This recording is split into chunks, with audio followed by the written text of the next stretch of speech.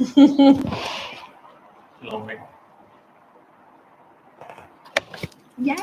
I think this one goes here. Oh, yay, we are live. We are live on YouTube and Instagram. Cheers. Cheers. And this is Rachel and Will, and we are the founders of Oscar Rabbit, a sassy and ethical kids and parents apparel. And today we really want to focus on and talk about our climate commitment. So Will is going to do all the talking. I'm going to do all the questioning because I think that's where our relationship works the most. It's unusual in our relationship. But you're the question asker and I'm the talker? Yeah. I don't do any talking, full stop. So. This is true, and that's why I'm letting you do the talking today and I'm doing the questioning, so we could mix it up a little bit. Before we get started, I wanted to make a very public apology to my husband because I actually missed Father's Day. That was a pretty poor moment on my part, so I wanted to say I'm very sorry and I love you and I think you're an amazing father, and I'm sorry I missed Father's Day because if that had happened the other way, this would have been I would still be in handcuffs if I had missed Mother's Day.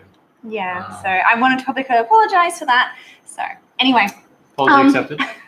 Thank you. I love you. Cheers. Cheers. Let's have a wine with Rachel. Okay, and Will. I will, of course. All right, our climate commitment. What is our climate commitment? Okay, we have two climate commitments. Number one, to inspire as many people to live more consciously and sustainably as we can. And number two, to be a carbon negative company. Those are our two climate commitments. What is carbon negative? Sorry, you just go straight crazy. I don't even get a chance to finish my question. I think this is how relationships go. So what is carbon negative? Because most people understand what carbon neutral is. Or maybe they do, maybe they don't. But the point is, what is carbon negative? What does that mean? Okay, so I guess the first part of that answer is when we say carbon, what do we mean? So we mean CO2 equivalent emissions.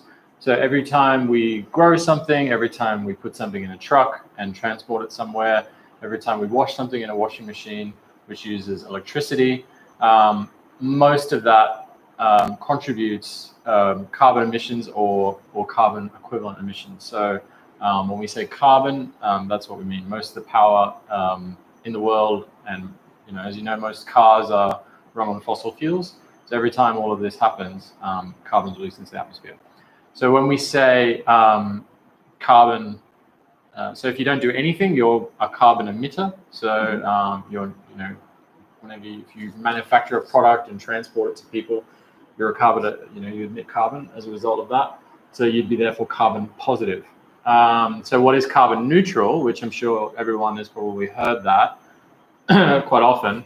Carbon neutral means that you undertake some other activity that mitigates the amount of carbon that you release as a result of that product or service that you have. Now, carbon negative is where the amount of carbon that you mitigate is much more than the amount of carbon that you produce as a result of your product or service, either directly or indirectly. So that's very simply what carbon negative is. I'm really proud that we are carbon negative. Well done. And I know this is you. Most of the work has been thanks to you. So cheers to you for being carbon negative. And there's a very good reason why we decided we wanted to be carbon negative as opposed to just carbon neutral. Mm-hmm. And that's because the world, the global climate, for those of you that are, aware of what's going on in the news, the global climate is on the precipice of a true environmental disaster. And so, depending on your school of thought, and this is a school of thought that we ascribe to, is that it's no longer good enough to just get to neutral, to be a carbon neutral emitter. We actually have to start pulling more carbon from the atmosphere than what we're emitting currently if we want to avoid a climate catastrophe, which is, net zero to 2050. I'm sure a lot of you would have heard that. If we want to, decelerate the warming of the global climate beyond 1.5 degrees, which is the optimal. But I think at the moment, the world is going to warm by around 2 to 2.5 degrees by 2050, which would be an absolute disaster. So that's why we're of the opinion that it's no longer good enough to just be carbon neutral. We need to actually be carbon negative to help make sure that we get to below 1.5 degrees, warming of the environment before 2050. That's some pretty fascinating and scary facts. And I'm really proud that we are focusing on being carbon negative. And I think that's something people should be looking towards always being now as carbon negative. Carbon neutral isn't good enough. We need to be carbon negative. So thank you. Let's go deep into who helps us reach our climate commitment. Ecology. This is who we use. Tell us about Ecology. Yeah, so Ecology are a platform that they basically they plant trees around the world and support various climate projects around the world, and they're based out of the UK. And what we really like about them is that the transparency involved with their projects. So greenwashing is a genuine problem. And, you know, when we decided that, you know, we wanted to contribute a portion of our revenues from our company, as well as profits and just our own money towards a certain project, transparency was really, really important to us. And we wanted to be able, not only for our benefit, but also for the benefit of, you know, everyone, that we were showing that we were following through with what we were saying. That was really, really important. Now, I don't want to, you know, necessarily say that what we're doing is the best and everyone has to do what we're doing or use this particular company. But, you know, this is just how we've gone about it. And there's no necessarily right or wrong, but there were some boxes that we wanted to tick for ourselves, which was, you know, transparency was really important.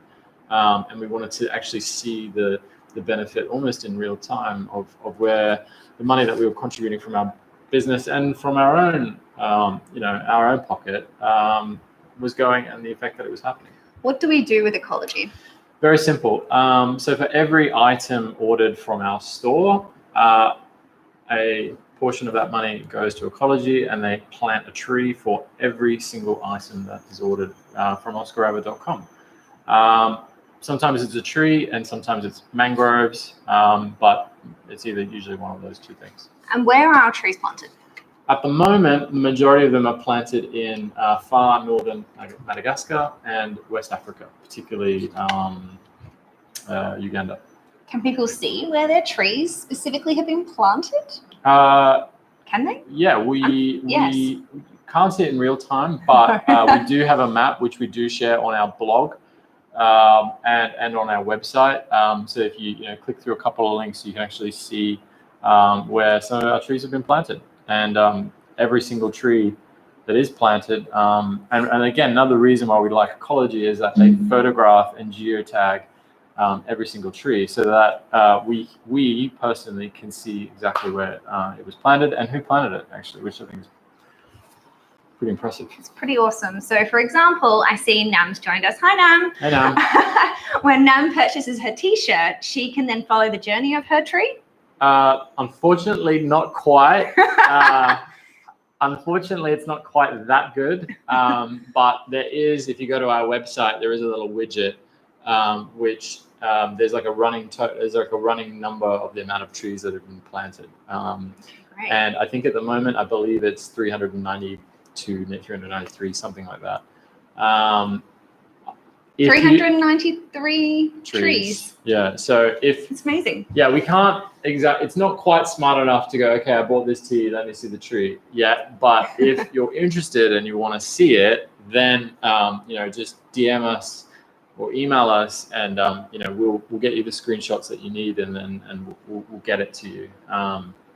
Yeah. I love this. So to make it very clear, do we just plant one tree per T-shirt, or is it one tree per order? No, every single item. So if you order 10 T-shirts, it's 10 trees, and that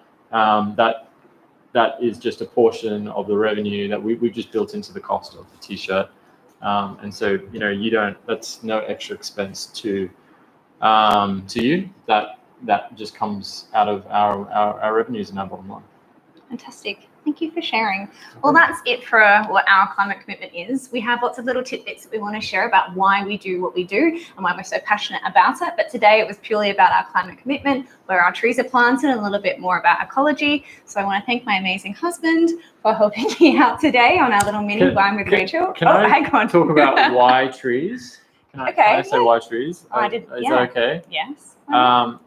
Because I want to be very clear that there's a lot of great climate projects to support. One of them, I think a fantastic one is like around cook stoves. Mm-hmm. So there's a lot of projects in developing countries where, so there's lots of great. There's Can lots you of go great. more into what do you mean cook stove? So in the developed, in the developed world, so when we cook our food, what do we cook on? Stove.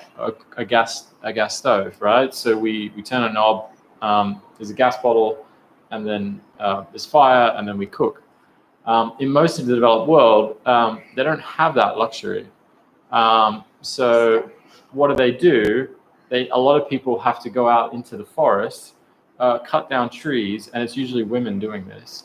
Cut down, timber or wood or something, collect that, bring it home. They bring it into their house or wherever they live. Then they burn it. Oh, that's not good. And again, it's usually women that are doing this, and so there's a number of problems with that. Number one, I think I've gone off on a massive tangent because I want to talk about why. There's a lot of problems with that. Number one, it keeps women out of work because they spend all day collecting wood. Number two, it's really bad for their health because I don't know if you guys have ever made a fire before, but I mean, when you make a fire, there's a lot of smoke, and if you breathe that in every single day, what happens? You develop disease, and then obviously there's the third problem is that you're cutting down the vegetation. Darling, we have to stop. Oh, okay. If you can hear the background, that would be Oscar. Yeah, we've got a baby. We have to go because we thought we could do this in nap time, and usually he does like 30, 45-minute naps in the afternoon. That is not the case today. He is smashing a 15-minute nap, but we go a lot deeper on our blog, so you can just head to our website, go to our journey. You can hear him, right? You can go to our journey. You can see a lot deeper where Will has gone into a lot more depth about ecology and why we do what we do. But thank you so much. Cheers to parenting and trying to squeeze something in when you can. Bye.